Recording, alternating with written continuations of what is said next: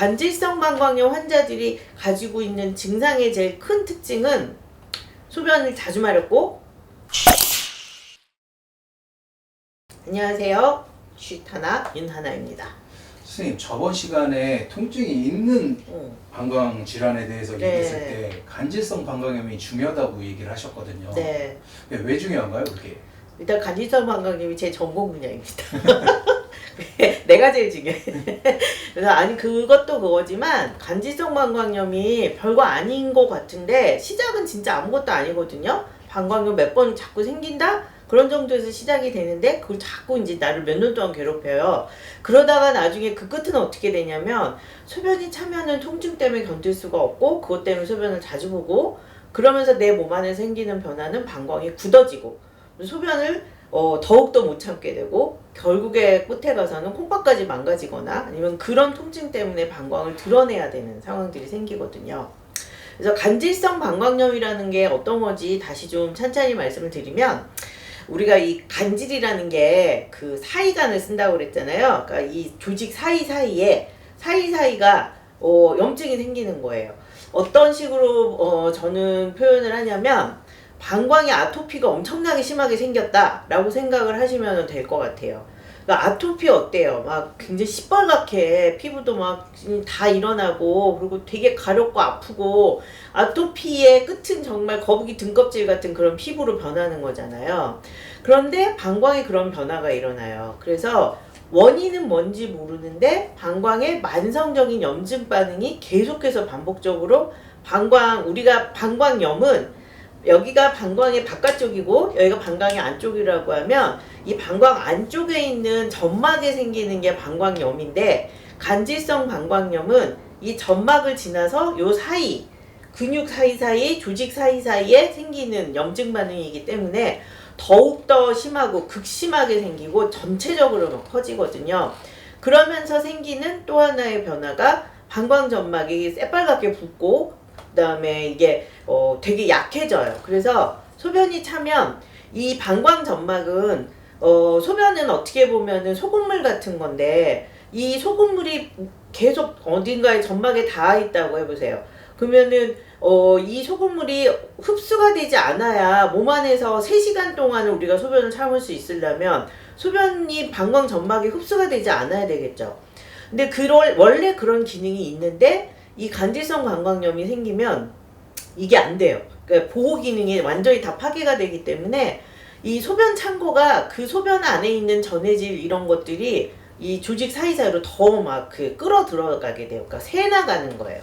그러면 어떤 반응이 생기냐면 또 아프고 염증 반응이 또 생기고 계속 악순환이 반복이 되는 거예요. 그러니까 결국에 마지막에는 이 염증의 항상 끝은 우리 흉터 어디 다치면 그 다음에 제대로 치료 못하면은 나중에 흉터가 생겨갖고 이게 피부가 탄력이 떨어지고 딱딱해지잖아요. 그런 것처럼 방광이 딱딱해져요. 방광이 딱딱해지다 못해서 막 이 가죽공처럼 이렇게 아주 딱딱하게 작게 굳어버리는 그런 이제 최종적인 변화까지 갈 수가 있기 때문에 간질성 방광염 환자들이 가지고 있는 증상의 제일 큰 특징은 소변을 자주 마렵고 자주 마려운데 못 참는데 그냥 급해서 못 참는 게 아니라 아파서 못 참아요. 소변이 차면 방광이 막 묵직하고 뻐근하고 정말 미칠 것 같이 아픈데 누구에게도 어떤 누구도 그 통증을 이해할 수 없는 정도의 통증이 생기거든요. 그래서 자꾸 화장실 들락날락 하다가 자기는 소변 검사를 해보면 균이 없어요. 감염이 아니기 때문에 균은 안 자라는데 계속 방광염 같은 증상이 계속 생기는 거죠. 그래서 나중에 병원에 가서 큰 병원 가서 진단을 해보면 방광안이 다 헐어있고 그래서 나중에는 그 방광이 굳은 걸 써먹을 수가 없게 되니까 결국엔 인공 방광을 만든다든지 아니면 장으로 방광 일부를 덮어서 이렇게 확장을 해준다든지 하는 큰 수술을 해야 되는 경우들이 생기고 몇 번씩 그 안에 방광이 헐어 있는 것들을 우리가 궤양이라고 하는데 위궤양처럼 방광도 그런 궤양이 생기거든요. 생기면 너무너무 아프니까 견딜 수가 없어서 그걸 계속 제거를 해줘야 돼요. 그래서 궤양을 소작을 한다고 하는데 이런 궤양 소작술을 몇 번에 걸쳐서 계속 반복해야 되는 경우들도 있어요. 인생이 진짜 얘기만 들어도 막 힘들겠죠. 이런 분들은 너무너무 아프고 화장실 자주 가고 뭐 일상생활이 어떻게 할 수가 없기 때문에 정말 자살 시도하는 그런 분들도 진짜 많고, 삶이 소변 때문에 자기 삶이 망가진다고 생각을 우리 상상을 못 하잖아요. 이 간질성 방광염을 가지고 있는 분들은 소변 때문에 삶이 망가져요.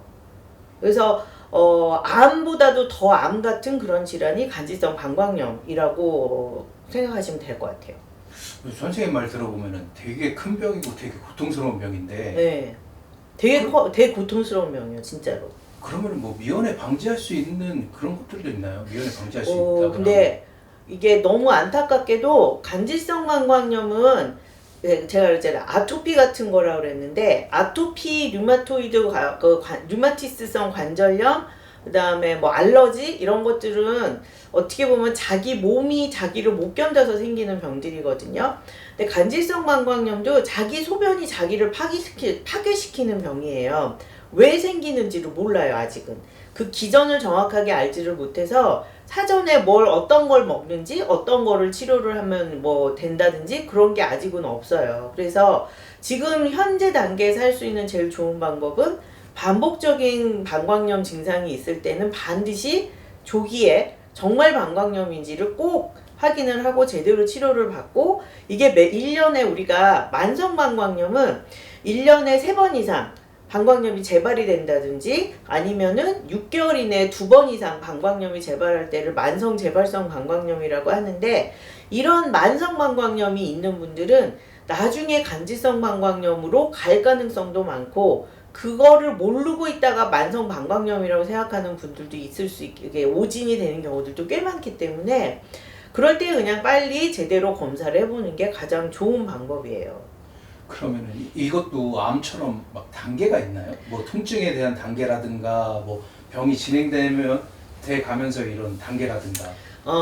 단계가 딱 정해진 건 아닌데, 암은 왜 1기, 2기, 3기, 4기 막 이렇게 말기 이런 식으로 정해져 있잖아요. 근데 간질성 방광염은 사실 죽는 병은 아니기 때문에, 정말 죽을 것처럼 고통스럽지만 죽지는 않기 때문에 아직까지 그런 거에 대한 이제 우리 그 합의는 이루어지지 않아 있어요. 그런데 이제 환자들의 증상을 보면, 초기에는 그냥 소변이 차면 배가 뻐근하고 아프고 아래가 묵직한 그런 정도의 이제 불쾌감이나 통증이 계속해서 반복이 되고, 그리고 그럴 때 소변 검사를 해보면 소변에서 백혈구도 나오고 적혈구도 나오는데 균은 안 자라고, 이런 일들이 계속해서 반복이 되는 경우가 초기이고, 그러면서 서서히 증상이 진행이 되면 뭐 100cc, 200cc도 안 찼는데, 그러니까 실제 시간으로 따지면 1시간, 2시간도 못 참고 아파서 화장실을 자주 가게 되는 증상이 점점 뚜렷해지는 거죠. 근데 그럴 때 병원 와서 보면 방광 안에 새빨갛게 궤양이 있게 보이는 경우들이 꽤 많고, 이제 거기에서 계속해서 진행이 돼서 정말 끝이 되면 50분, 30분, 40분, 50분도 소변을 못 참아 5분, 10분마다 한 번씩 화장실을 가야 될 정도로 아파서 뭐 어떻게 외출도 못할 정도로 이렇게 심한 통증이 오는 경우들이 많거든요.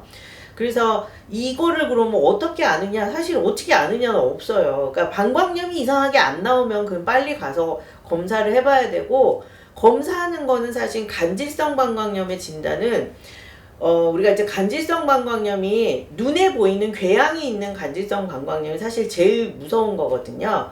그 눈에 보이는 궤양이 있는 궤양형 간질성 방광염의 진단은 방광내시경밖에는 없어요. 그래서 방광내시경을 봐야 할지 말지는 의사가 결정을 하는 거고, 이게 정말 간질성 방광염인지 아닌지를 판단을 하는 거는 본인이 환자가 결정하는 게 아니라 검사와 증상과 여러 가지 전체적인 걸 종합을 해서 진단을 하는 거죠.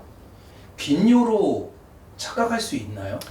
빈뇨는 빈뇨예요. 그러니까 빈뇨라는 거는 하루에 8번 이상 소변을 자주 보는 거를 빈뇨라고 하는데, 마려워서 자주 가는 거하고 아파서 자주 가는 거하고는 구별이 되거든요. 그러니까 우리가 보통 소변이 물 엄청 많이 마시고 뭐 이제 맥주 마시거나 커피 마시거나 물을 엄청 많이 마셨을 때는 소변이 그냥 자주 마려우니까 화장실을 가잖아요. 그런데 이런 분들은 그냥 마려운 게 아니라 아파요. 일단 마렵기 전에 먼저 뻐근하고 불쾌하고 아픈 느낌이 먼저 생기기 때문에 화장실을 가는 거예요. 그러니까 빈뇨의 원인이 틀려요. 그러면은 이 단계에 들어선 사람들한테 좀 간단하게 해주실 말이 있나요? 이 간질성 방광염을 가지고 계시거나 간질성 방광염, 이거 들으니까는 나 간질성 방광염 같은데? 라고 이제 의심을 하시는 분들이 계시다면 초기에 위험한 사인을 놓치지 말아야 된다는 거죠. 방광염 증상이 자꾸 반복되는 여성분들이 원래 여자는 방광이 잘생긴대 라든지 나이가 드니까는 원래 방광이 이렇게 된다더라 라든지 그런 이제 무슨 속설 때문에 병원을 이제 안 찾거나 참고 지내시거나 하다 보면 큰 병을 키울 수 있기 때문에 의심되면은 일단은 확인을 해보고 정말 근데 또 한 가지 또 덧붙여서 말씀을 드리고 싶은 거는 간질성 방광염은 제가 많이 보니까 저는 환자가 많아요. 그런데 퍼센트로 따지면 전체 인구의 1%도 안 돼요. 그러니까 간질성 방광염의 발병률이 전 세계적으로 공통적으로 정말 아주 궤양도 있고 방광 망가지는 간질성 방광염은 1에서 3% 미만이에요. 되게 낮은 확률로 생기는 거기 때문에 나 이런 증상이 있는데 간질성 방광염 아닌가? 라고 그렇게 섣불리 절대 판단하지 않으셨으면 좋겠어요. 그러면은 방광염이 지속이 되면 무조건 검사는 받아라. 그렇죠. 알겠습니다.